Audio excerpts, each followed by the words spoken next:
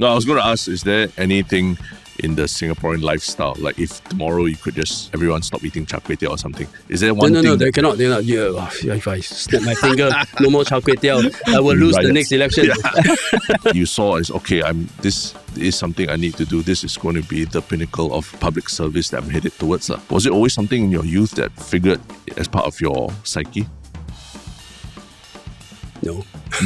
In my view, it is a given that our parliament will have opposition. It is, to me, unfathomable that we can have another wipeout and another rewind back to 1966 when the entire parliament is dominated by PAP. It's just not possible. Yeah, I think freely elected opposition is a fact of life from now on.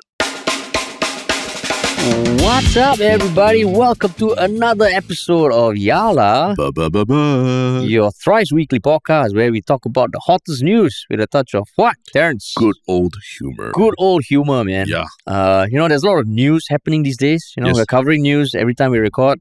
But today we're going to be speaking to someone who, is often in the news. Often. If not in the news, then at least on your news feed. In your feed, right? Yeah, social feed. Social media feed all the time. Yeah, all the time. So we'd like to welcome to Yalabat the current Minister of Health, Ong Ye Kung. Thank you. Yes. I like the way you introduce the current Minister of Health. Oh, you know something I don't. Eh? we hope to find out. Because you have been ministers for a few different industries. Yeah. I became Minister for Health during COVID-19 pandemic. Yeah. And during COVID-19, we started to attend a lot of international meetings because it's COVID-19, global pandemic. And then the health ministers of different countries gather, we discuss things, we fight over things. But after a couple of years, my Indonesian counterpart, Bapak Budi, one day, he was chairing a meeting because he's G20 chair that year. He said, around this table, there are two veterans who has been Minister for Health for 2 years already and haven't changed. That's me and Ong Ye Kung. Oh, is that veterans? It changed so fast. I think so many health ministers did not survive during COVID. Yeah. So I'm glad I did. I'm here as Minister for Health. But not only survived, right? You basically were thrown into the front line. If I use a war analogy, it's in the middle of a war, suddenly you become the general at the front line, right? How did it feel like when that actually happened, when you were suddenly thrust into this war against COVID? Frontline sounds a bit like cannon fodder, huh? You all were in the line, seriously. In the line. Well, you see, I was already in the COVID task force chaired by PM Lawrence Wong and now DPM Gan. So I was looking after education, and then after that I was looking after transport, both of which are deep in the COVID war and have to solve very immediate problems.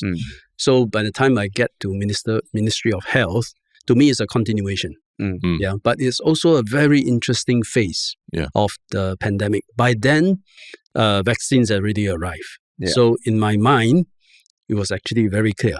The moment you come into COVID at this phase is to vaccinate the population and get out of this. So how to do it? That's the rest of the story. I see. And that you became Minister for Health in 2021, correct? But you mentioned that being Minister for Transport, Minister for Education was already in the thick of things of COVID. So, what was it by 2021 you already felt like, okay, we have a grasp on things, or it was just too volatile every day that it was I think it was volatile. We came in straight into the Delta wave. Remember the karaoke wave, Jurong Port wave? Yeah, I walked right into that. Yeah. So it wasn't fun. It wasn't fun. But you start to see some glimmer of light at the end of the tunnel because the vaccines are here. Yeah. You just need to make sure there's enough supply, continuous supply, and there is enough Singaporeans coming forward to take the vaccine. That is the ticket out of this. I see. Can you help a layperson understand how do you become from Ministry of Education, Ministry of Transport, and then in the thick of COVID become Minister of Health? Are there transferable skills that you pick up along the way that apply across these domains such that you can hit the ground running from the moment? I think by the time you are managing things at this level, I would say 70% of the skills are transferable. Okay. And what kind of skills would they First, how you make decisions. Able to absorb data and information and then make a judgment and make a decision. That's totally transferable. And then secondly, how you work with people, how you bring people in, leverage everyone's strengths, listen to them, because you are not the expert of everything. In fact, they are often the expert. How to take in their views, that's totally transferable. Having made a decision, how you explain to people, do you mess up? You can make the best decision, no? Then in your explanation, you mess up. Nobody will like it. So that is totally transferable as well. So I think these are the basic transferable skills. That I think every ministry I go to, you carry it with you. And I mean, one thing about being on that task force, because at one point there were 3 co-chairs, right? Just to understand, I mean, why have 3 co-chairs? 3 co-chairs. Yeah. I suppose one oversee the economic side of things because COVID is a huge economic impact, huge economic crisis as well. And then the Ministry of Health, the minister will be the co-chair that look at the clinical and medical side of things, the vaccines, the vaccination, hospital. And then at that time, PM Lawrence Wong, he looked at the social side of things a lot. So most of the social restrictions goes through him. He studied in great detail. So I suppose that's how we apportion the work. But I mean, you always hear, right? There still needs to be one decision maker. So just from because I mean, even last time when I was working, I was on the chair of the dinner and dance committee. Very different, I know, but there was always one chairperson. So given it was so volatile where decisions had to be made so quickly, and when you see in politics, whenever there's too many cooks spoiling the broth, what is the rationale for having 3 co-chairs? First, running a crisis operation may be less complicated than dinner and dance. I don't know. Haresh, please keep your analogies to yourself. About I mean, that's the only time I've chaired a committee. Well, you see, ultimately, 3 of us may be co-chair, but the major decisions, we go back to the cabinet. And there's one boss in the cabinet. I see. The Prime Minister Lee at that time, he makes the ultimate call. I see. We are co-chairs, but we still report to him. There was the element of division of sorry, but having said that, 3 of us weren't fighting all the time. Sure. I think the direction was quite clear what we need to do. If we have to discuss or have a difference in views, it's usually tactical. It's the small details. The direction was quite clear. I see. But I mean, at that point, I think you've spoken before. It was quite interesting where, like you said, vaccines already here, but it's important to get everyone vaccinated and get the Singapore economy moving again, even as your role as Minister of Health, and that involved the travel bubble with Hong Kong and things like that. So those negotiations, were they more about the health side of things, or were they more about economic side of things and how to make That's the economic side. The travel bubble was an initiative I started as Minister for Transport. Okay. So, but it burst 2-3 times. I remember. But although it burst a few times, I think we make our intention known, which is we want SIA to fly again. We want Changi Airport to be bustling again. Yeah. So I think even though we were locked down, we showed the world we want to reopen. So that intention was very clear to the international community. And it was quite unprecedented in terms of what we were trying to do, right, with Hong Kong at that point. In this part of the world, yes. I think in other parts of the world it's different. They don't have a choice because they didn't do any lockdown at first. So the virus came in, swept through their community. Hospitals are overwhelmed. Many people died, like Italy, US, UK, happened to all of them. So by the time the virus spread far and wide, so many people died. Hospitals are totally overwhelmed. The people also gain some natural immunity. So you might as well make the best of it and reopen your economy faster. So they open up earlier, but at a tremendous human cost. In our case, we didn't. We did the lockdown. We do contact tracing. We do quarantine. We could manage the situation. And then when we vaccinated enough people, then we open up. Which is the reason why in Asia, including Singapore, we recorded some of the lowest excess deaths around the world.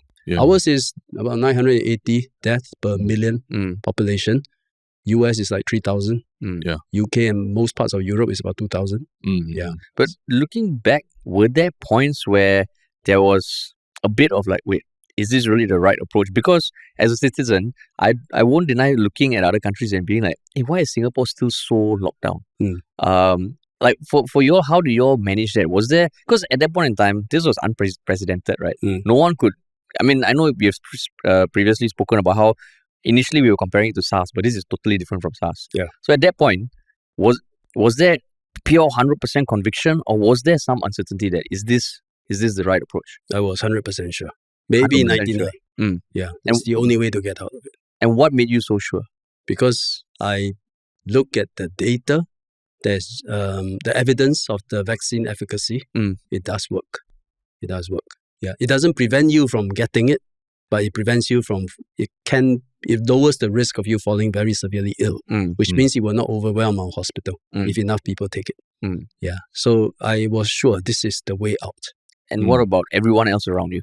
Not so sure. People like you, for example, will be wondering why. Yeah, is a vaccine safe? No, but I mean, even within the task force, because I can imagine, or was everybody like super aligned right from the I think we are aligned with this approach, the pace, and when you do what, we can. I think there's a lot of room for discussion. Right. So I mean, we are also 1 or 2 years after COVID already, a couple of years. And now you go online and you read and you see people's views about, some, whether it's lockdowns or the vaccines even, some people's views, it's almost as if like all the lessons that we thought we learned from COVID have been forgotten already, right? Why do you think people are not like, seem to have short-term memory about some of those things? Humans are like that, you see. Even for me, I was probably quite stressed during that period of time. Yeah. But when I think back, I didn't remember the stress. The human body is such that we forget anguish and pain, so that we'll do it again. Right? So I think likewise, we all went through a very difficult period. But we also have a coping mechanism that we actually try to forget. But you also you run the risk of forgetting the lessons learned. Yeah, exactly. But it was a really challenging period, but it was also a very precious period in the history of our country. I really felt people came together. I was very sure this is the way to get out of the pandemic. Yeah, so did the whole cabinet, and the Prime Minister then supported this approach as well. Amongst the population, a lot of doubts, but we keep on, this communication becomes important. There's a transferable skill we talk about. You have to assure people this is the right way. Get your vaccination. Yeah. The one thing I did appreciate was because during my wedding in 2022, it was a good reason to not have to invite that many people. I'll be like, there's still restrictions still happening. So thanks for that. You mean if not a COVID, you have invited more people? I mean, you know how everybody starts off with like wedding wanting to be small, but then slowly it grew and then people's opinions comes. But it was a very... but because of COVID, it doesn't allow opinions to change and... no, because it was end of 2022. So things were kind of getting back to normal. So there was some, but there's no restrictions. So we were like, no, Singapore is still, like, okay, don't fly from here. We still tight there. So that was one plus side. Yeah. But so now, I mean, now that, like we kind of look at COVID in the backview mirror and all that, for you, what do you think is the most pressing concern when it comes to health of Singaporeans? Now it's aging. Aging, yeah. Yeah. Aging is like COVID plays itself out over 2-3 years. Right? It hits a peak after 1 year with a wave, even in 3 months. Your hospitals will be all packed. Yeah. You'll be under so much pressure. Aging is all that happening in slow motion. Happening over 10 years. Yeah. And if you don't do anything about it, same thing is going to happen. Yeah. So you got to expand the capacity. You got to make sure the delivery model is efficient and makes sense. Yeah. If someone needs rehab, don't put them in an acute hospital. You're wasting resources, and the person is not given the best care. And thirdly, we have to do what is necessary, keep the population healthy. Can we make it such that even at 65, you're considered young? Maybe only when you're 75, you're considered a bit old. Yeah. If we can change those concepts and have the physical fitness to sustain it, I think we can then manage the aging problem. Are there any models of other countries of how they've managed an aging population that you're looking at, or are we really chartering a new path? No, really. I think it's a very good question. So many countries have aged before us. Yeah, Japan, most parts of Europe, they have aged 5-10 years ahead of us. Japan probably 20 years ahead of us. So just look at how they manage aging. I think that gives us a lot of lessons. Like any examples that you Japan, for example, you go look around the Japanese. Hardly anyone is obese, no, unless you're a sumo wrestler, right? Otherwise, Japanese are slim, trim, good diet, exercise a lot, they move around a lot. Yeah. Okinawa is declared a blue zone. Worthwhile taking a look. Singapore is also declared a blue zone, blue zone 2.0. But it boils down to their lifestyle and also their community support. That if you're an old person in Japan, and some villages in Japan, they're all old person. Every young person that moved to Tokyo or the city, right? And so somehow the seniors get together, they form a community, they support each other. With some support from government, healthcare facilities and support, they could continue their life. But I mean, No, I was going to ask, is there anything in the Singaporean lifestyle, like if tomorrow you could just, change it, like everyone stop eating char kway teow or something? Is there one thing? No, they cannot. They're not. If I snap my finger, no more char kway teow, I will lose the next election. But if there's one thing, that you could really tell Singaporeans, we all need to change. If I can snap my finger and make something happen, I will wish all our hawker food have less salt and soy sauce because it contains sodium, and sodium pushes up your blood pressure, which can cause, over time, heart attack and stroke. And secondly, it actually spoils the taste of our food. We don't realize that. No? Many people think that you must add salt, soya sauce in order to be tasty. It's actually the other way around. We live in Southeast Asia. We are a land of spices. We were colonized because of our spices, right? So our cooking, especially Malay Indian cooking, has so much spices in it. Why do we need to add salt? And overpower the taste of spice? No, it doesn't make sense. I think you're adding a little bit of salt to enhance the taste of the spices and the ingredients. But I think we have reached a stage where we over add salt and soya sauce, thinking that this compensates for the lack of taste. It's really not true. And I mean, is it because of the fact that now in your capacity as Minister for Health, what you do, it really touches the lives of every Singaporean very directly, dietary. Is that a reason why you are now doing a lot more on social media? Because I think way back, there was a question for whether you would ever start a TikTok account, and you said no. Because did I say that? There was something about how you don't like dancing or something.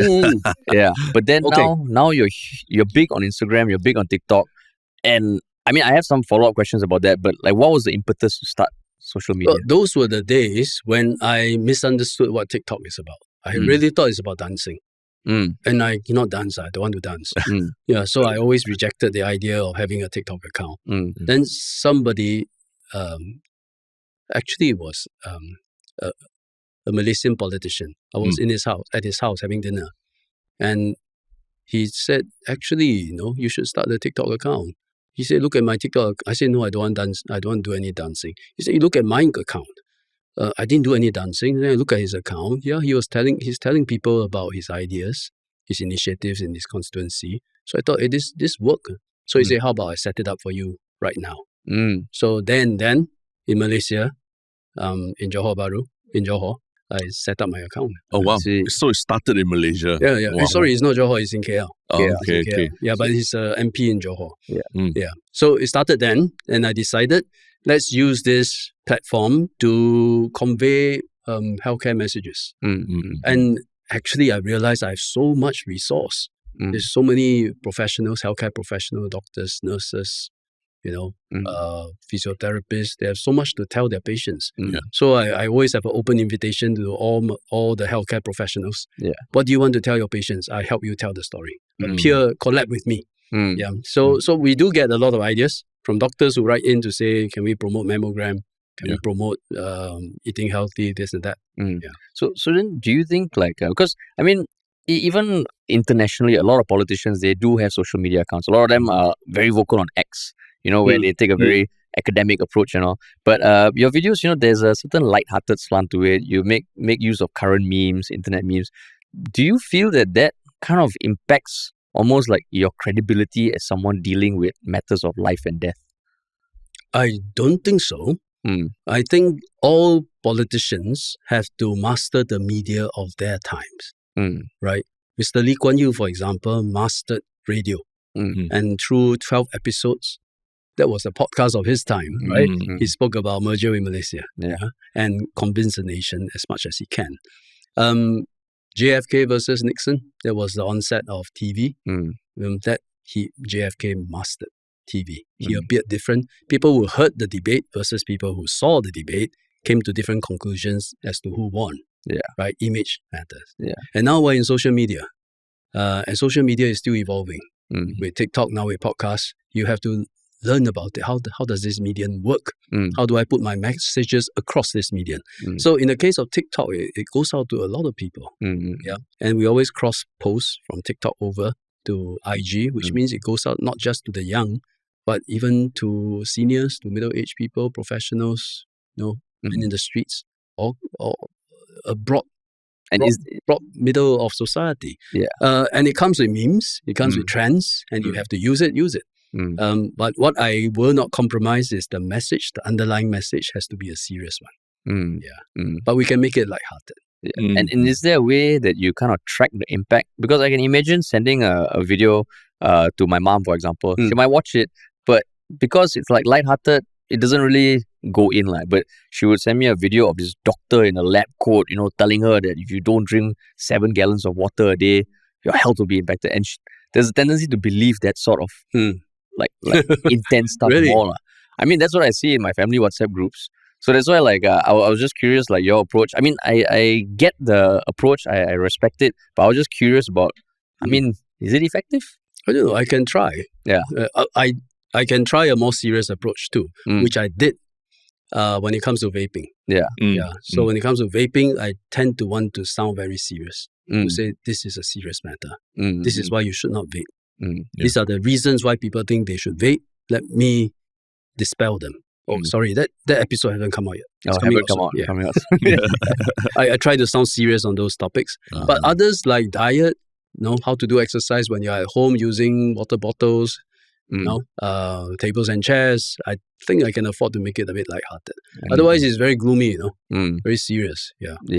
I should also say, actually, it's a product of teamwork. Ask me about memes and trends. Actually, I know nuts about it. But I have a team. I will often have an idea. I want to convey this health message. Then I'll send to them. They will conceptualize it. They'll say we will write on this meme. We will write on this trend. We'll use this music, and this is how it works. And then I'll say I disagree. Let's change here and there. And then on the day of filming, it will typically take 15 minutes to film. 10 minutes, 15 minutes, 20 minutes at most. And on the fly, we may also change things around. So it's just having a lot of fun. And I think it comes through in the video that we were having fun when we were doing it.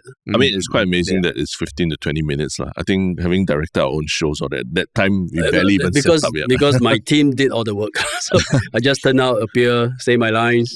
No, but that's not easy as an actor, right? You would say, just turning out show lines. But you do look very, very natural at it, right? And I think that comes across in your videos. But I did want to also ask a little bit about your entry into politics, which, I think it's quite storied that it wasn't immediate and as smooth as one would imagine, right? And I think a lot of it comes from also understanding dynamic with your own parents about entering politics.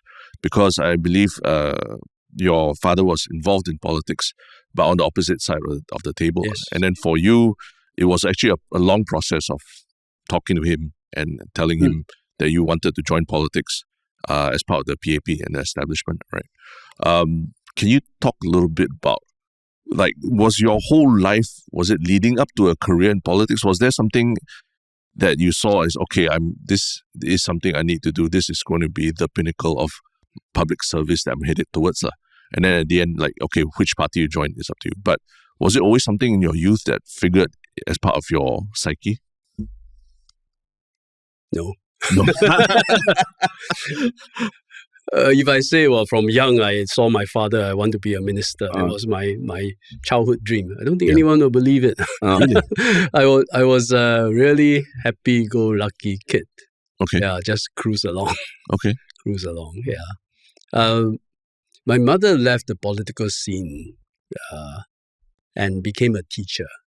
So she devoted her life just to be strict with my brother and I and focus on our education. So she just wants the best for us, whatever we choose to do. So she has no quarrels about my choices. My father is different. My father is more intense. Yeah.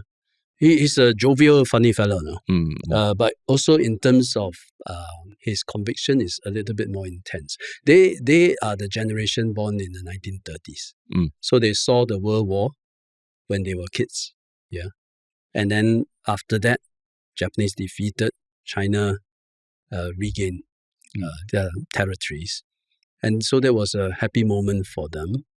But then later, I think what really inspired them was the civil war in China, where the Communist Party defeated KMT, which then escaped to Taiwan. And then China became People's Republic of China.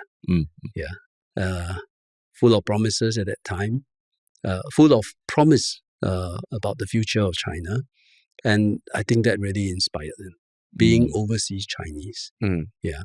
So I think it's in that context, Singapore also start to have a political contest between, at first it was actually socialists and the PAP coming together, and then it broke off into PAP and the Barisan Socialists, which is probably more sympathetic to the cause of China, I think. So that was the different path that this is the fork in the road that Singapore was faced with in the 60s, in the 50s, in the 60s, until we became self-governance, until we gained self-governance in 1959 and independence 1965. So from my father's point of view, he has colleagues who are communists, I think. For him, it's a bit different. For him, it's being inspired by the history of China post-World War II, feeling that Singapore's, and he grew up in a village, he loved his village in Lorong Chuan. And to him, Singapore should be an idyllic city, nature, people are cohesive, good to each other. Economic growth is important, but, we don't have to be the metropolis. He see a future like that. He has no problem with us being a multicultural country. I think he strongly believes in that. He believed that we should have used English as our official language, but he also feels that the teaching of Chinese could have been much better. Nanta, which becomes today's NTU, was a pride and joy of his generation at that time. Right? It is a really big ground movement to set up Nanta. People, men in the streets are donating money for the setup of this university, right? Hokkien Hui Kwan at that time donated the land. Other philanthropists donated money to set up this university, and they pinned so much hope on this university, right? So that was his conviction, and that carried over even after they left Parliament. They were elected, 13 of them, 1963, 1966. They walked out of Parliament, and that therefore started the era where PAP dominated Parliament. But notwithstanding that, he went into business. We became fish farmers, tropical fish. So I grew up as a farmhand as well, helping him with fish packing and changing of dirty water in the fish tanks and so on. So when later, but I think his conviction carried on. Even while he was bringing us up and doing his business. So when I put forward the possibility of joining the PAP, I think it was conflicting for him. So I don't think we had very difficult conversations, but we had serious conversations. I only have, my father's a jovial fellow. Most of the times we are talking nonsense. But there were a few more serious conversations, not long conversations, but shorter ones, but intense ones. One was when I was choosing my secondary school, that I remember. My brother went to RI. So I thought I just follow my brother. I want to go to RI. Well, he put his foot down. Yeah, that was the conviction in him that you have to learn Chinese well. Maybe he look at my brother and say, no, the Chinese standard in RI not good enough. So he said you should go to a SEP school. Which SEP school? The one nearest home, Maristella. Right? So I was an easygoing kid. It doesn't bother me so much. So I left it to my parents. So my mother filled up the form, and then I got Maristella. Yeah. After I got Maristella, my mother felt really bad. She said, no, let's try to get you into RI. So she wrote appeals to MOE. She was a teacher, so she knows colleagues in MOE, wrote appeals, saw MP, to no avail. So I still went to Maristella. Looking back, no regrets. It was a very good school. I made very good friends there. Yeah. So your Chinese is good, right? Chinese is still my mother tongue. Still my mother tongue. Yeah. So that was one important decision that we had a serious conversation. Second one was after I became a civil servant and I was asked to be posted to the NTUC. My father's first reaction was to jump, and I couldn't understand. Then later I understood, because at that time, Barisan Socialist is affiliated with fairly militant unions. Yeah, and they were the one staging strikes and protests, and the union is a major political force of the Barisan Socialists. So when I joined NTUC, his first reaction is, what are you trying to do? You're trying to stage protests and strikes, is it? Don't do this sort of thing. So I had to explain to him, no. I was looking after workers' training. I'm trying to implement workers' training programs in NTUC. Then he was placated. He said, okay to go. But what did you see, and when did you see a difference in what you saw as the future of Singapore? Because that idea that your father, like you said, he envisioned where economic progress is important, but it's not like the utmost priority. It's more about social cohesion, and almost you don't need skyscrapers. You just need everyone to be like a social compact. But it sounds like early on you already had different views of Singapore. And what led rise to that? Because when your decision to enter the politics with PAP feels like there must have been something that before that, I can imagine a lot of people adopting just the mindsets of their parents. But for you, when did it start to diverge? You see, my father never tried to indoctrinate neither me nor my brother. But we grew up listening to his stories. Yeah, more like father telling stories,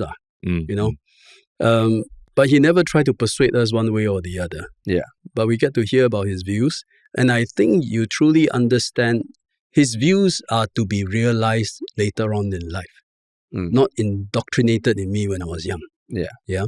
So I think as I became a civil servant. Yeah. And then you start to work on policies that the PAP government has developed and formulated. And as civil servant, you try to refine them and try to implement them. And I find that they are logical. Yeah, they're reasonable. They're good for Singapore. And I don't think he has any quarrel with that. Yeah, in fact, he will also say these are good policies. But I think it is but remember, his political conviction is formulated at a time when Singapore is at a crossroads. Do we take this direction, economic growth,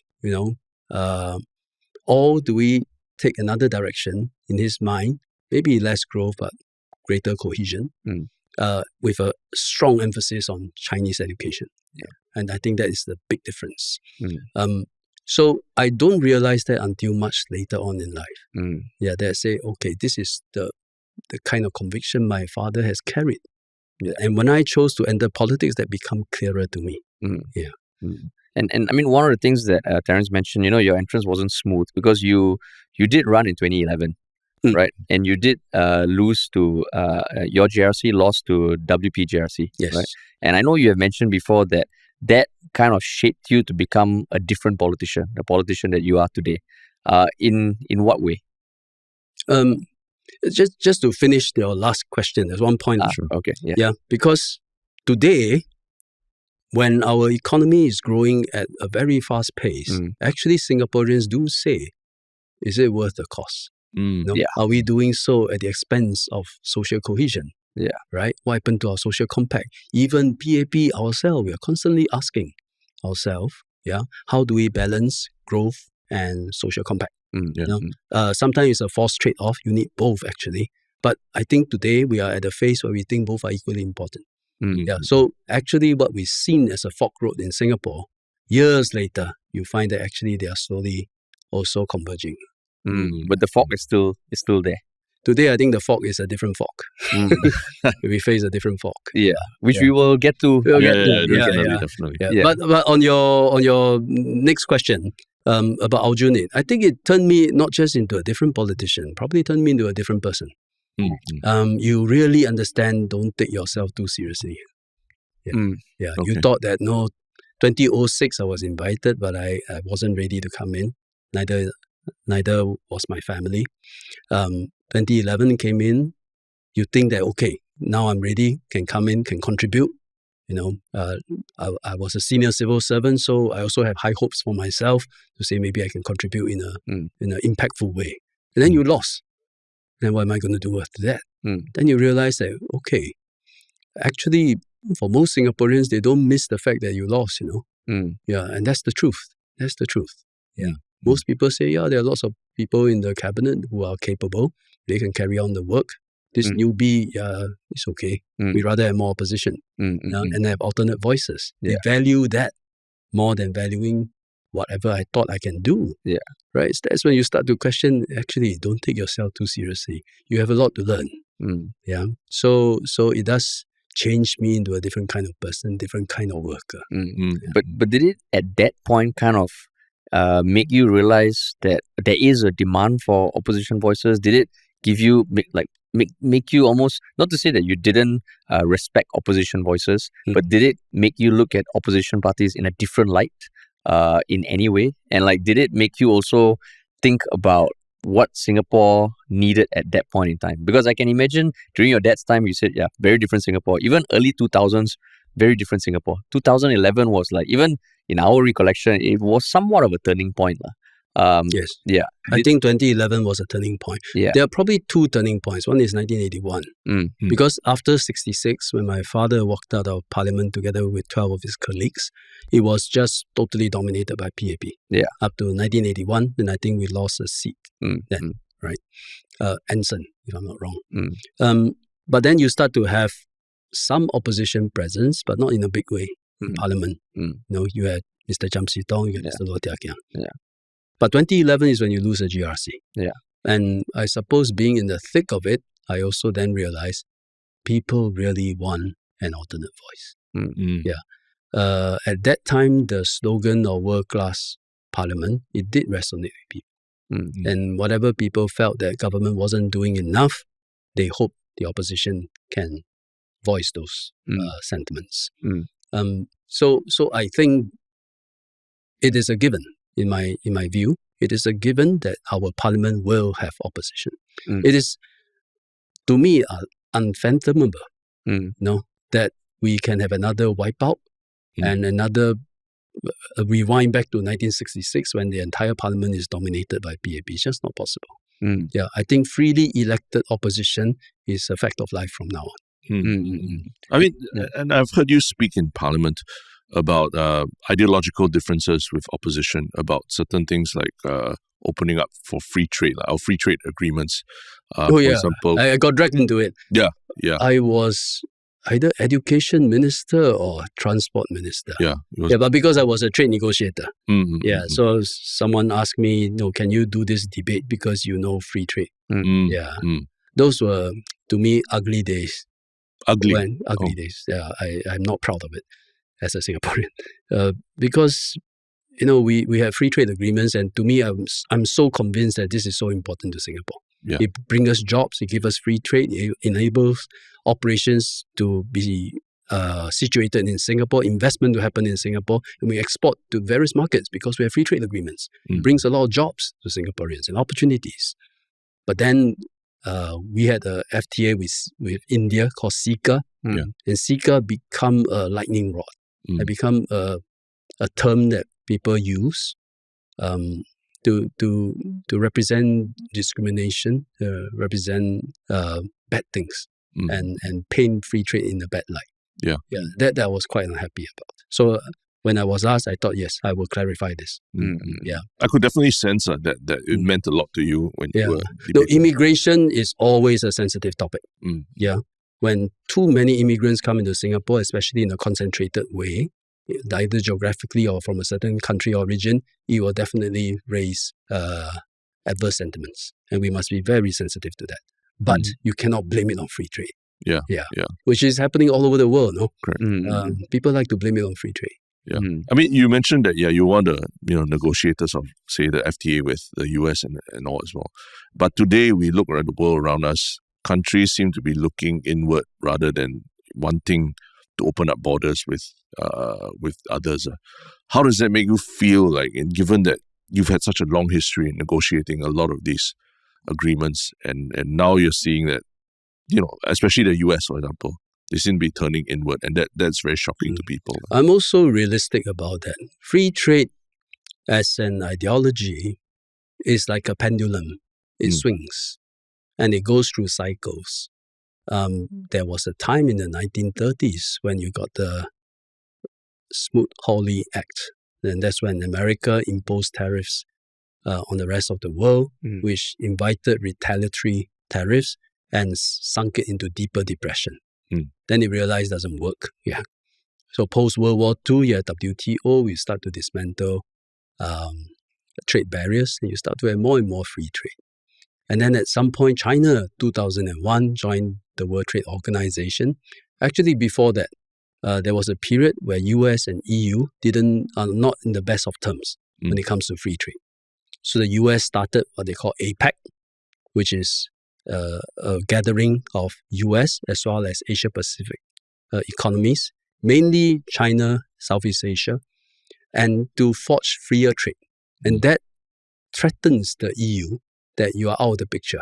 I'm prepared to trade with Asia if you don't play ball. So that brought EU back to the table, and we concluded the Uruguay round, which is a very significant round of multilateral trade negotiations.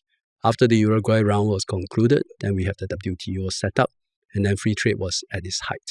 And it reached its peak when China joined WTO 2001. And China from then, factory of the world, supply very affordable goods to the rest of the world, usher in, and that was also after the period where the Berlin Wall came down, Eastern Europe opened up, and we enjoy a long period, growth with low inflation. Because all these economies are opening up with cheaper labor, lower cost of production, supply the world with goods. So you have the best of both worlds, growth without inflation.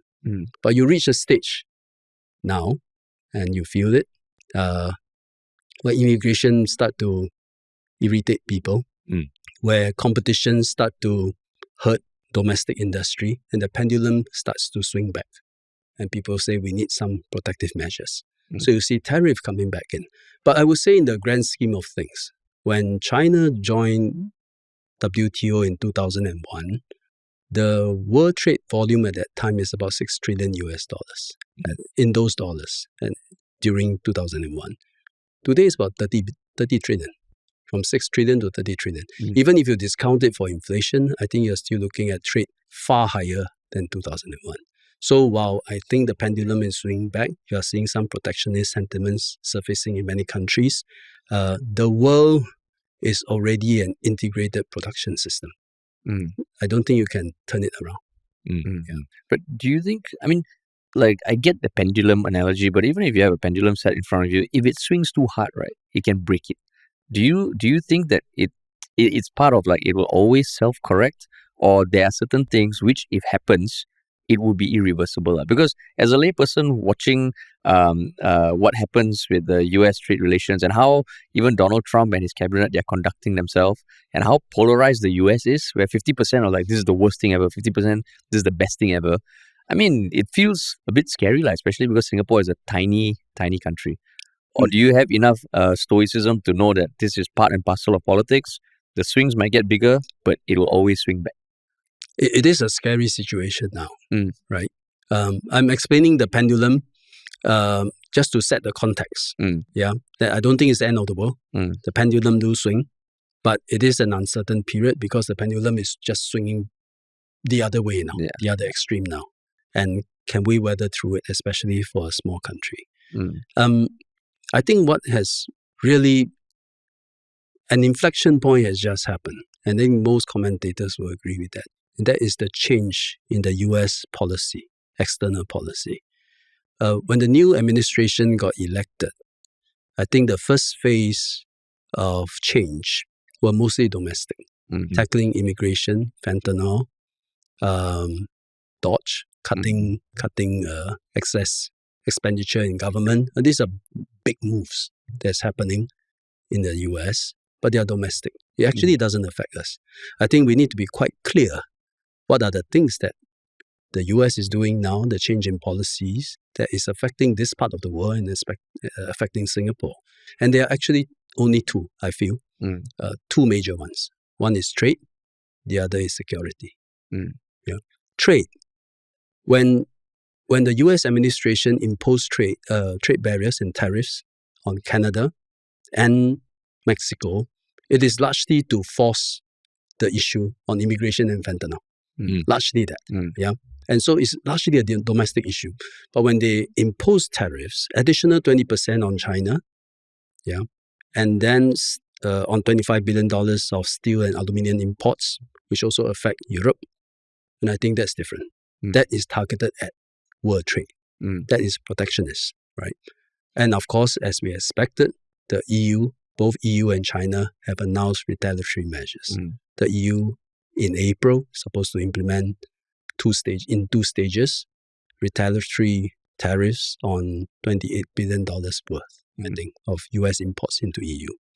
The US administration say that if you do that, I will implement 200% tariff on French wine, or maybe all wines from EU. So you're seeing tit for tat, which is totally what we expected. This affects Singapore in a big way. Even though we don't know whether at some point tariff will come our way into Southeast Asia. We don't know. But it doesn't have to affect us, right? We hope it doesn't affect us directly because we actually run a trade deficit with the US. Most of it is services deficit, on trade in services. And then 75% of the deficit is due to trade in services. 25% of the trade in deficit is due to trade in goods. But we don't have to be the subject of tariff measures in order for a tariff war to affect us. I think once you have a retaliatory trade war, overall trade volume will come down. In the case of Singapore, we are a highly export-oriented country. Trade is 3 times our GDP. So we are part of the world's supply chain.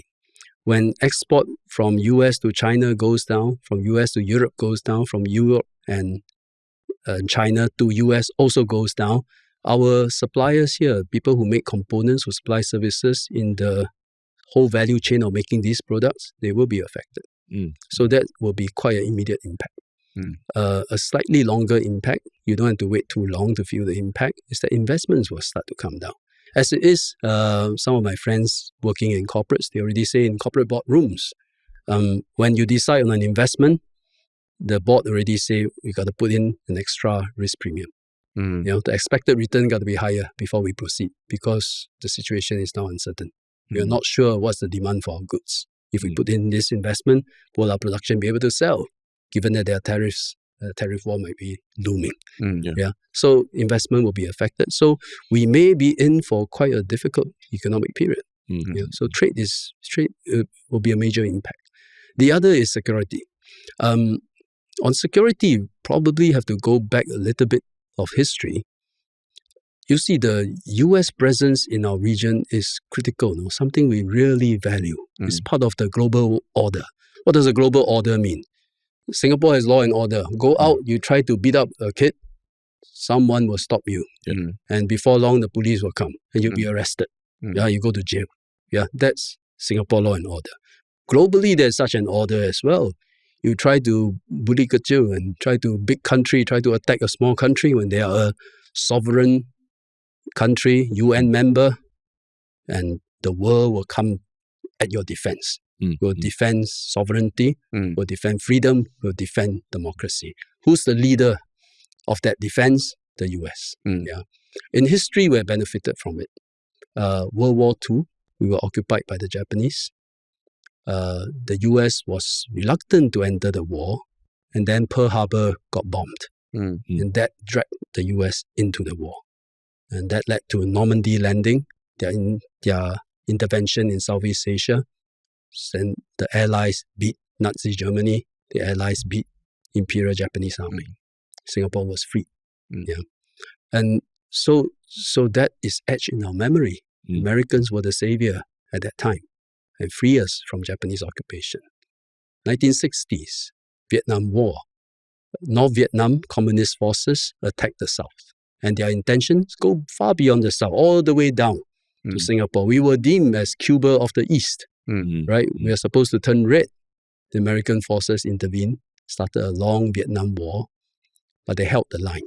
And that gave us decades of time and space to grow into what we are today, right? So again, American intervention. So American presence in this region is what we value greatly. A balance of power in our region is absolutely critical for our security.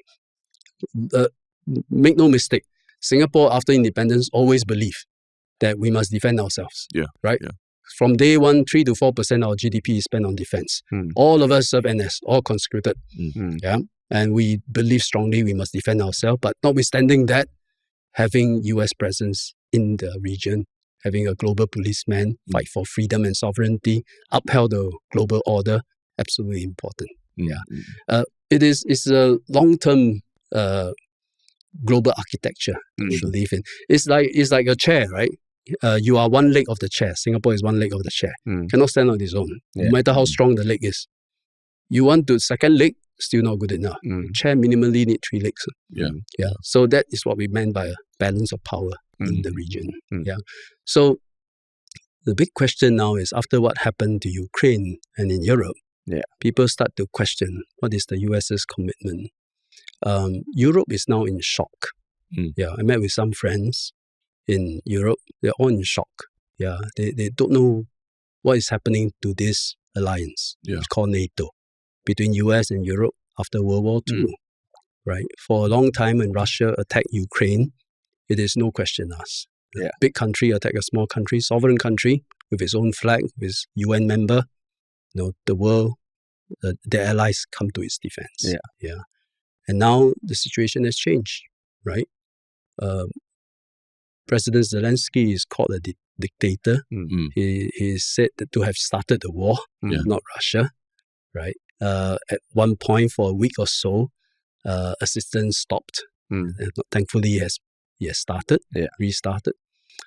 So serious questions are now, and then the Oval Office incident happened. And so I think Europe is now in shock. And so likewise, in Asia, what will be US's policy? Will they stay engaged? I think we will find out in the coming months, but it is a period of great uncertainty.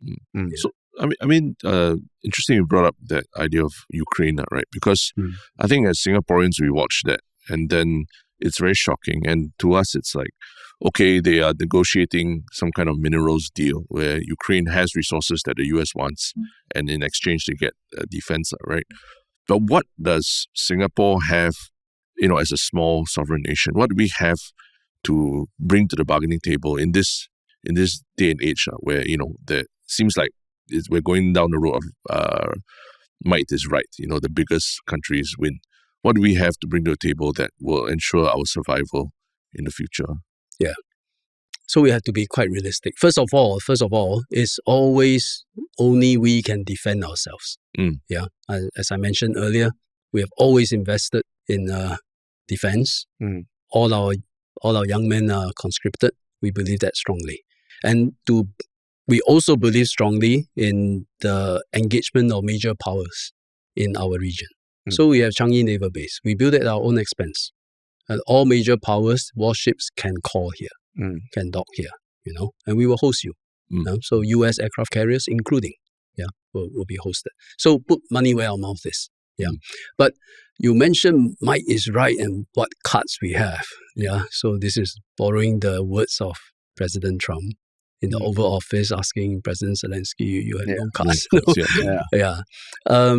It is unconventional, that in the diplomatic circuits, usually we don't hear such language.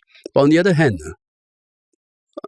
Singapore being a small country, since day one, we actually are quite realistic.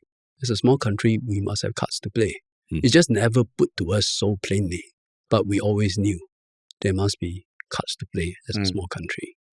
What do we have? Yeah, I think externally, geographically, we straddle on the Straits of Malacca. 1/3 of world trade goes through here. 1/3 of world's oil trade goes through here. It is an important choke point for world trade and world prosperity.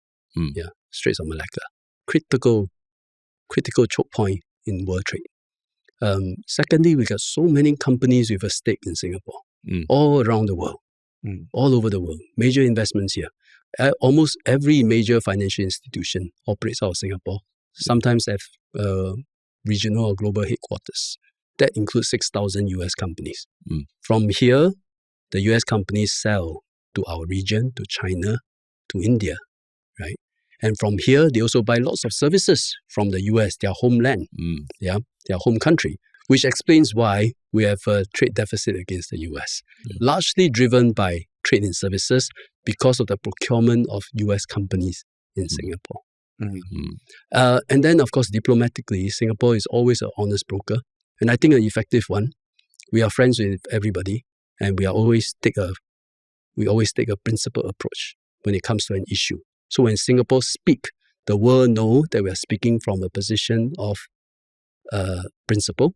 What is good for the world, what is good for small countries like us. If small countries like us can survive and do well, the whole world is likely to be able to do well. And we are friends with everybody. From here, you can do business with everybody in an honest, neutral way. So that is also why we don't allow people to make use of our position.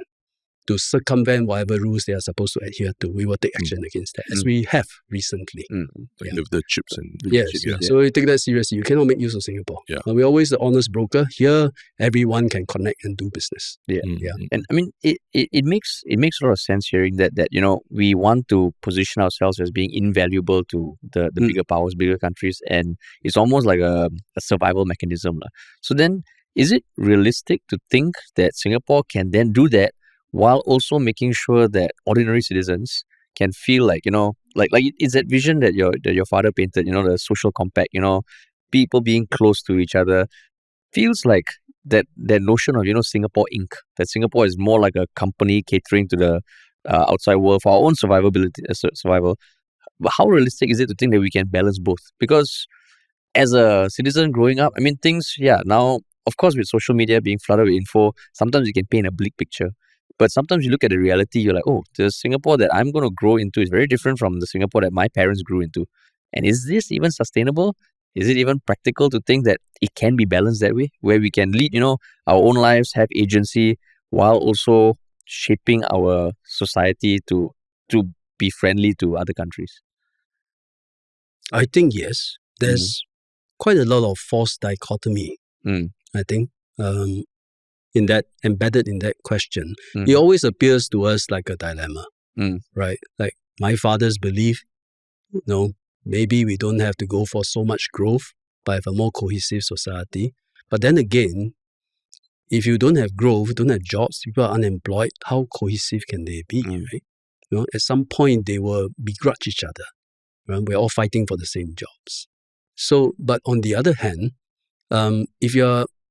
if you grow at all cost, to the extent that you break the societal fabric, that doesn't work either. So there is a balance, and within that balance, there is synergy. Good growth leads to growth, which is inclusive growth, leads to stronger society. Stronger society, such as racial harmony, tripartite, good harmonious tripartite relations, which is important, give us the ingredients for better growth. So I think it's a false dichotomy. So likewise, security and economic growth and pro-trade and security, these are synergistic. You need to have both. Trade don't just mean trade in goods. It also means we do business with each other. We have investment in each other's territory. Today's situation is far different from World War II, post-World War II. Far different from 2001. Today, the whole world is really intricately linked together. That's why I say the pendulum swing it is troublesome. But in the overall context, this is already an integrated world. It's not so easy to say we decouple. It's impossible to decouple. Look at your handphone. Look at everything that we have here. It's all made in multiple countries. How to decouple? So then, do you think, because I mean, there is that sentiment out there, and I'm sure you've heard of that sentiment. That, Singapore, it's the future. It's a very different kind of future. And just now you mentioned that to you there are two main things that the US is doing that is affecting Singapore. Do you not see that even the conduct of politics there, the things that people are championing there can affect the way Singaporeans look at politics in Singapore? For example, with Doge, I mean, sometimes it's ridiculous what they do, but I mean, if you go online, you do see pockets saying, there's so much fat in Singapore government, maybe we should trim it. And I mean, we've been following politics for past 3 years and also looking at trends online and stuff. And it feels like we are ultimately influenced by foreign thinking, foreign mindsets, and sometimes applying it unjustifiably on our own local scene.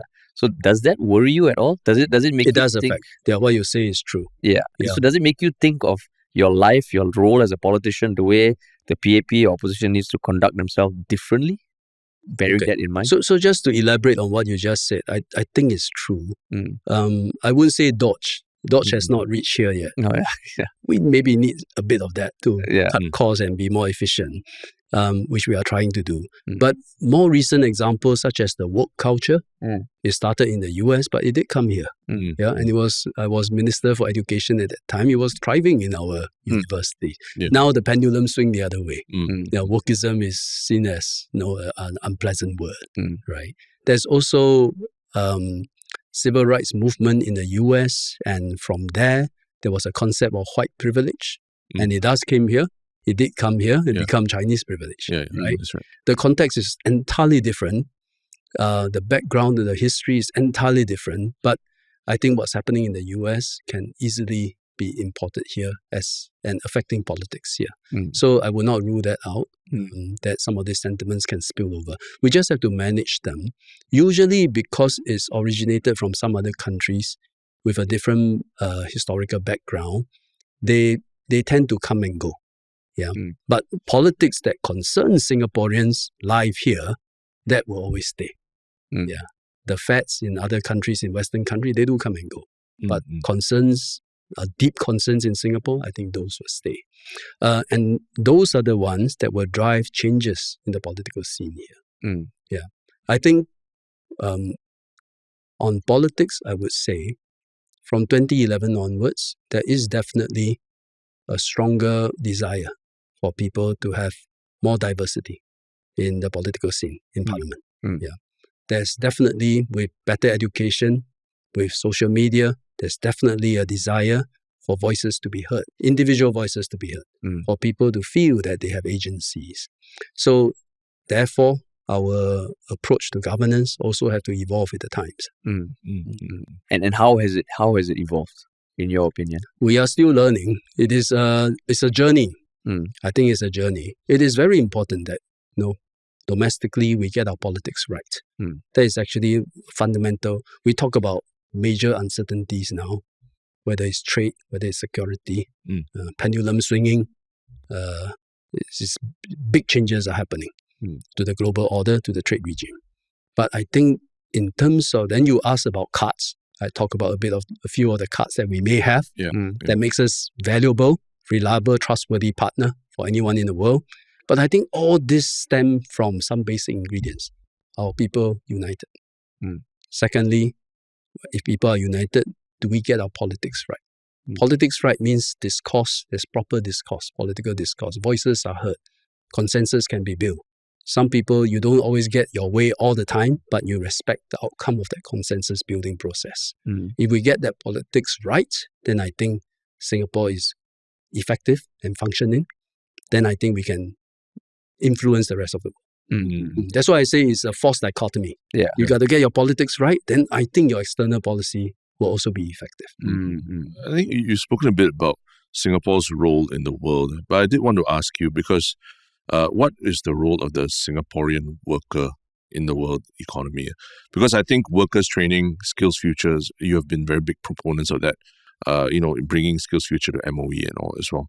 Like, do you see the Singaporean worker evolving fast enough to meet the demands of the times in terms of the global economy? Are Singaporean workers, do you feel that they're highly skilled compared to their counterparts in other parts of other developed nations as well? I think from a very young age, we are one of the most numerate and literate workforce in the world. It comes out in the world rankings and the PISA tests and all that. So from young, we have very high standards in math and in languages, particularly English. And also surprisingly, in terms of creative skills, we are apparently also ranked very high in the world. People can think flexibly and solve problems in unconventional ways. So I would say we have a first-class workforce. But what I think we lack, and also we have first-class supportive system to encourage us to keep on upgrading our skills and keep ourselves up to date. Skills Future, I think, is a fantastic program. It's a very strategic program for the long term to help us, keep abreast of developments. But what I think we need to probably do better is change our mindsets. Because we are maybe an Asian society, we are so used to, we are on the rat race, we are on the escalator, we keep running. But actually, life cannot be like that. Life is rarely an escalator. Life is like a trek, through the wilderness. You don't know what you're going to see. You see a stream, you need to cross it. You see a mountain, you need to climb it. You see a valley, you need to go down again. And then you climb again. You see a forest, you need to bash through it. I think we need a little bit of more of that gumption. Like you guys, you started SIA, you went to Wharton, and then you come into this, meet with business setbacks, and you have to overcome it. Life throws you curveballs, more than curveballs, and you have to have the ability to say, fall down, let's pull ourselves up again. That I think we can probably afford to have a bit more. But it's not in training, it's not in education. It is a resilience and an adaptive mindset of a nation. But isn't it also kind of, I know one thing that you mentioned before, the paradox of meritocracy. You actually read that. Of course, of course. And I mean, I thought it was an interesting thing. And for context, you were kind of sharing that how during your time, all of y'all, it was a bit more level playing field, right? And everyone came up, and the next generation, you did also share some stats that students of more affluent homes are doing better in schools. Yes. And it's some way kind of not healthy. So I mean, isn't it kind of like, I totally agree that it is worrying, but how can you mitigate what you said about training resilience and grit? Because to me, it's kind of linked. Our generation now, compared to my father's generation or like your generation, it's a very different time we're growing up in. And sometimes when there's more comfort or a higher standard of living, it's harder to like incorporate like grit into people's lives. And I mean, given that you're a minister for education at some point, what are some structural things that can happen to mitigate that? So this paradox of meritocracy, it means that different kids now, their starting point is different, right? And I think that's when people start to feel, is meritocracy fair? Yeah. So in some way, it's not fair. Yeah. But on the other hand, 2 points. One is we can't stop parents to want the best for their children and invest in them from a very young age. Yeah. All kind of classes, enrichment. And actually today's scientific evidence already shown, if a kid at a young age, you read to them, they hear more words, they hear different languages, their cognitive development is better, right? And more affluent family where they don't have to work 2 shifts, or 2 jobs, can afford to do that a lot more. So therefore, starting points become different. And we cannot fault parents from wanting to do that. You cannot say one day let's prevent the affluent parents from reading to their kids. It's not possible. Therefore, I think what government can do is to be able to devote resources to help those who are behind. And I think that is what we are trying to do. Most of our resources, so whatever family cannot provide, the state can possibly compensate. So having a good preschool system becomes important, because if your parents are unable to give you the kind of attention, at least have a good preschool system that give you a head start. So you don't start your education only at 7 years old in primary 1. We have invested in a stable environment, homes for people where there's at least, and food for people. So at least you have a reasonable growing up experience. Indonesia is having a problem where President Prabowo is launching or implementing a huge food program for children just to prevent stunting, right? We largely don't have that problem. So public investment into food, shelter, education helps the lower income the most. We should continue to do that. And do you, like, how do you feel sometimes when you see, and sometimes it is publicized a lot more, that there are these families that uproot from Singapore, go to overseas, and they talk about how awesome life there is, how their dollar can go a lot further. Do you look at that and like reflect on, okay, that's something we can do better? Or do you think maybe it's a comms problem, that there were things that could have helped families like those, but it wasn't communicated? Or is it to each their own? Far more people want to move to Singapore than Singaporeans who want to move out. But there will always be some Singaporeans who want to move out. And I have relatives who migrated elsewhere. But I think it is also, and I wish them all the best, and they are able to do so because they benefited from education here, stable environment here. They build up a nest egg. They can afford to go somewhere else where they can stretch the dollar. And the fact that you can stretch the dollar because Singapore economy has been doing well. And therefore, Sing dollar is quite strong. Right? You go overseas, you can spend it and you can stretch it. Right. So, wish them well. Good for them. And I think, actually, I feel more Singaporeans, not to migrate, more Singaporeans should work overseas. And gain those overseas experience and able to learn from other countries, other systems, and bring it back. And bring back the lessons. That's actually good for us. Far more people, a much larger number of people want to migrate to Singapore, and we have to we have to contain the numbers. I mean, you speak with a lot of affection and kinship for Malaysia as well, because I think Sembawang, you talk about it as the It's my nearest constituency. It become an adjacent constituency. So I mean, there is that view that Singapore and Malaysia, Singaporeans they like traveling to Malaysia to eat and to have holidays and all that. But in terms of a closer working relationship and being part of this common sort of ecosystem, and our economies being very intertwined, that's something that I think Singaporeans are still trying to get used to. At least the online discussions I see, people are like kind of worried about what that means for our jobs and all that. What would you tell the Singaporeans in terms of what should they be thinking about when they think about this future where Singapore and JB are much closer linked? So you look at a big country like India or China, and when they start investing in infrastructure, one highway, they link up 2 cities or villages to a city, suddenly life change.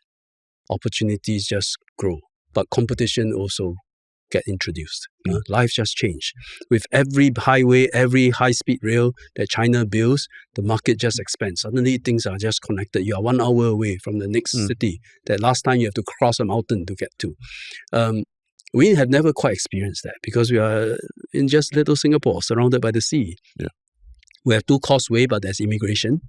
These days, immigration is getting more efficient. And people start to feel the barrier seems to be getting smaller, lower and lower. And with RTS, which is 1 MRT stop between Sembawang GRC and Johor Bahru's Tulang constituency, I think that sense of distance will collapse. So life, I think, will change, but there are many positives that we should be mindful of. And we should try to seize. Number one, our consumers can go over there and stretch their dollar. And you can stretch the dollar only because Singapore economy has been doing well. When I was young, I don't know about you, ringgit to Sing dollar is 1 to 1. So when I go over there, I eat a plate of char kway teow, 8 ringgit. Imagine it's 1 to 1. I say, no, I stay in Singapore and eat. But now it's 3 point something to 1. So it become, I can stretch my dollar. And so consumer consumption is a big plus for Singaporeans. Number 2, I think more Malaysians will come to Singapore. Also to shop, to enjoy whatever services and activities that maybe there isn't available in JB. So we also need to be creative. We need to invest a bit in our community facilities, amenities, at our neighborhood shops. Can we sell something different from JB? Able to attract them, right, to come to Singapore, right? Thirdly, we have many companies here. Actually, they hire a fair number of Malaysian work pass holders. Now there's an option. You live in JB, you commute over to work, right? Save you a lot of costs to the businesses. So it's also positive. Having said that, there are also negatives, right, which is competition. So if your shop, your hawker center, your coffee shop is selling things that are similar to JB, you'll find that competition will be tougher. That's why over the weekend, I spoke to DPN Gan Kim Yong, who's Minister of Trade Industry, to say I think we should form a task force to look at all the positives as well as to cushion and help out with the negatives. So he has appointed Mrs. MOS Alvin Tan to do this. Two of our advisors, Ms. Mariam Jaffa and Ms. Henny So, are in the task force, and they will look at all the possible measures. It'll take about a year to come up with the measures. But I think it's an exciting time. Exciting time to now have JB, a huge hinterland that we can synergize our economies with. SEZ plus RTS, I think is a powerful combination, and I think very exciting. So, with all that happening on the border around the world, can't run away from the fact that it is also election year this year, right? So, I mean, looking at Singapore politics, like what are some of your concerns going forward? Not just this year, maybe even in future. I mean, of course, we have covered a lot of things that are happening that are good, but just to understand what keeps you up at night, like what worries you? What worries me? What keeps me up at night and what worries me? Two different things. Okay. Football keep me up at night. What worries me? We talked about it earlier. I think the biggest worry is the current swing in pendulum and the change in world order, and finding out what is the US's stance in Southeast Asia. I think the stakes are really high. That worries me. I worry too about an aging population because it's directly related to my work in MOH. I think it's a big challenge. We really have to manage it well. If we don't manage an aging population well, long term, it can really cripple us. Healthcare is already second largest expenditure item after defense. And today, this year, our budget is $21 billion. In 2015, when I first entered politics, it was $8 billion. Now it's $21 billion. 2030, we estimated cross $30 billion. Right? So much resources is going into just healthcare, taking care mostly of our seniors. So we really need to have a handle on healthcare, making sure people are healthy, making sure our delivery of healthcare is efficient, cost-effective. That worries me as well. I also worry about rising sea level. To be honest, we are an island, and if the reports I read are correct, the world is already in an irreversible decline course, process of warming, which means sea level will rise, which means you do nothing, Singapore will shrink. Right? I go to Sembawang. At the beach, you need to take about 5-10 steps before you reach the residential area. So I think maybe Sembawang is okay. You can rise by 1 meter and our residents are not affected. But you look at East Coast, Marine Parade area, so that's why we are building the Long Island as a way to protect ourselves against rising sea level. But I think this is a problem the world has to solve. Singapore is just one tiny dot. Whatever we do is not going to change. But I think what we can do is to implement measures that others can take reference from. That if we have a set of measures that if only every country do, I think we can have a handle of the problem. That's probably the best that we can contribute. I also do worry about what you raised earlier. So there's quite a lot of things to keep me awake at night. But I still sleep well. Which is what you raised earlier, whether our skills can be up to date. With AI, to what extent will it replace our work? To what extent it will enhance our work? I think, like all technology, there are pros and cons. There are all double-edged swords. But no doubt it will change the nature of work quite tremendously. Do you use a lot of AI in your day-to-day work? I use quite a bit. Like social media or like what? I use it, for example, to just find out some facts. Okay. That I am confident that they will get it right. and I check across 2-3 platforms to make sure that they are quite consistent. So it makes me a lot more efficient when I prepare documents, speeches. Because the facts are now so easily available. I can also run my speech through AI to say, please shorten. And not be so naggy. And it's good. It's a humbling experience. Would you ever, like, say, if you could generate a AI version of yourself to create all your TikTok videos for you, such that you don't have to spend half an hour every day filming or whatever? Is that technology available? I mean, I'm sure at some point it will be. I mean, would that be something that you would want to do? No, I will not do that. You will not? Okay. Yeah, I will draw a line there. Because I have to be who I am. Authenticity. Not someone that's created by AI. I see. Yeah, I do think in very breakthrough technology like AI, society needs new norms and new legislation, in fact, to say, where do we draw the line? Maybe creating a avatar of myself to appear in TikTok is no big deal, but you can do far more drastic things with AI, and plus genomics. Put the two together is science fiction. So like MOH, we are seriously looking at legislation for genomics.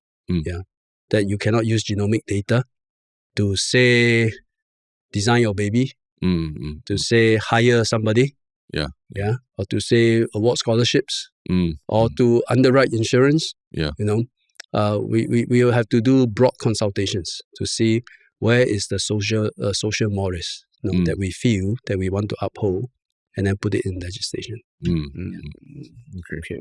But I mean, I think we covered a lot. And I mean, of course, if there's a chance for you to come back in future, we would love that. For now, we just have one more task, which is the one Shiok Thing. One Shiok Thing segment, which, I mean, we can go first. But so you have a bit more time to think of something if you haven't. But knowing you probably have already something. Have a lot already. A lot of different topics. Or one Shiok Thing. I mean, something you can share with the audience, that they can watch or read or partake in an activity. Something like that. So not like you're cooking or something, because that one people can't. Anyway, my cooking no good. Okay, so that's not the thing. So it can be anything that maybe, I mean, sometimes online things are the easiest because they're a lot more shareable. So okay, it doesn't have to be online. Just one Shiok Thing that. Something that maybe if it's a live show that you've gone that other people can experience. That's okay. So Terence, you got your Shiok Thing. Mine's a book that I'm reading now called The Anxious Generation by Jonathan Haidt. I'm not sure if you heard this book, The Coddling of the American Mind. Yeah, Jonathan Haidt. We read it. I read it. And then sorry, to sidetrack. So recently we announced some new guidelines on social use of devices for kids. Quite Grow Well SG. After that, I got a surprising outreach by Jonathan Haidt. Oh, himself? Yeah, wow. himself. Okay. He sent me his book. Oh, yeah, he got a mutual friend to bring his book to me, which I already have a copy. Yes. And he handwritten to say, I am delighted at what you all have announced. Please contact me, and gave me his number and his email. So we had a Zoom call. Oh, amazing. And a wonderful conversation. You just one up your one Shiok Thing. Shiokest thing ever already. Like he's reading the book. I'm talking to the guy.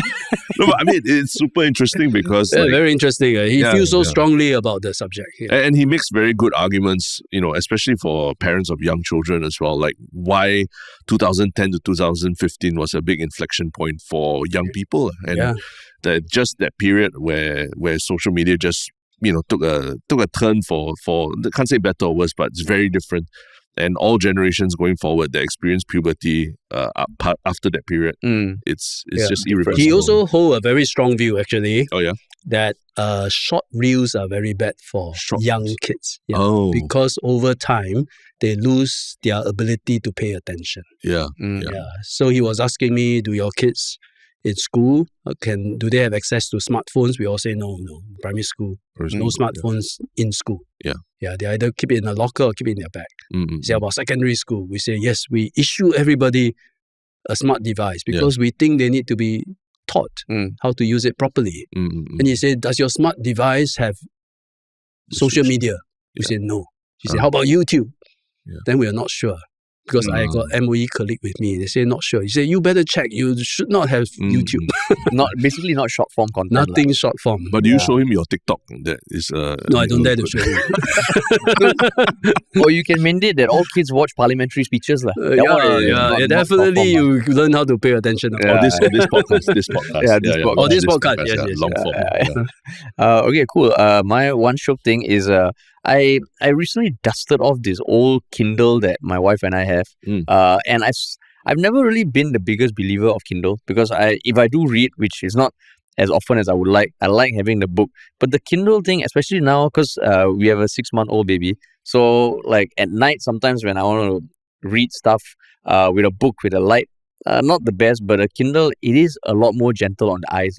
And I think I moved past the romantic feeling of like holding a book. Now I'm trying to read more on the Kindle, and it's an old Kindle, but it still works pretty well. So I'm trying Kindle now. Sorry. Kindle is good, no? It's good. I always used to be like, no. Because you can read at night without having this light and waking up your wife. Exactly. That's the biggest thing for me, waking up my partner. Exactly. I mean, my partner and my child, all in the same room.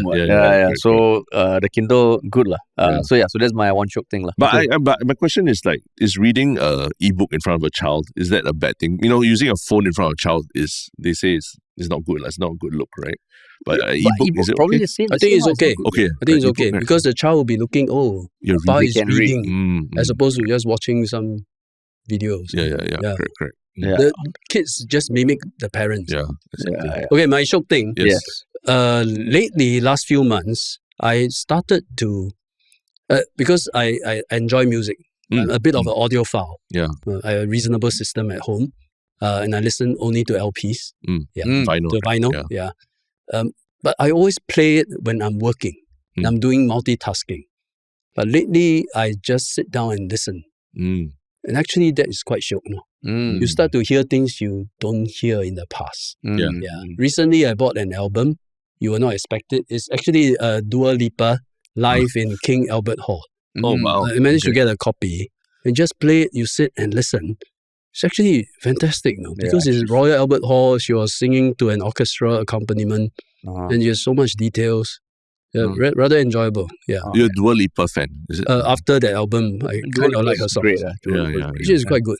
You know, she also, a previous episode of My One Shiok Thing was a podcast that she runs. Where she interviews, and apparently she's a very good interviewer.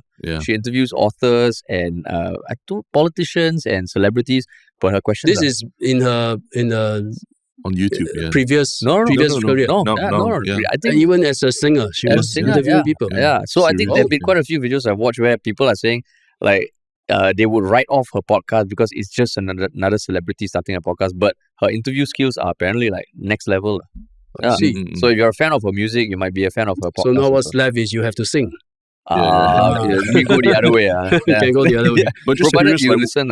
Why is it that LPs, you exclusively listen to music on vinyls and LPs? I think it forces you to listen to the whole body of work. Right? Whereas when you're on Spotify or even CDs, which nobody listens to CDs now, but usually Spotify, you start to pick playlists, skip forward, skip and all that. Whereas LP, you listen to the whole body of work. Which some artists no point listening to their body of work. Others actually is it means something. You can feel there is thought into their whole body of work. I see. So I thought it was about how tangible the fact that that too actually is true. It's true. The fact that you have a big piece of music you can hold. There's a picture. You have to clean, and then you play. It's the difference between being a barista and making a coffee versus just drinking 3-in-1. Wow. So that's my Shiok thing. It is. Great. As in advising people to listen to music. And I mean, even if you are on Spotify, listen to the whole song without skipping and try not to do anything. Because once in a while also, if I'm like got a chance, I'm having coffee, I listen to music, I'm like, actually, if you pay attention, you enjoy it a lot more. That's actually my Shiok thing. Now it's always very passive in the background. It's always in the background. You're doing something else, but actually just listening to it and the sounds and the lyrics Actually, I quite It's nice, huh? quite shocked, huh? Okay, solid. That's a great Nice. one-shoot thing. But yeah, thank you so much for taking the time. Thank you. Amazing, Yeah, amazing we conversation. had a great conversation, and yeah, in future we would love to have you back. And if you enjoyed listening as well, please remember to follow us, share this podcast, and yeah, thanks for coming, Mr. Ong. Yeah, Thank you. Yeah, Thank you. awesome. And to everyone listening, thank you all for listening, and we'll talk to you all soon.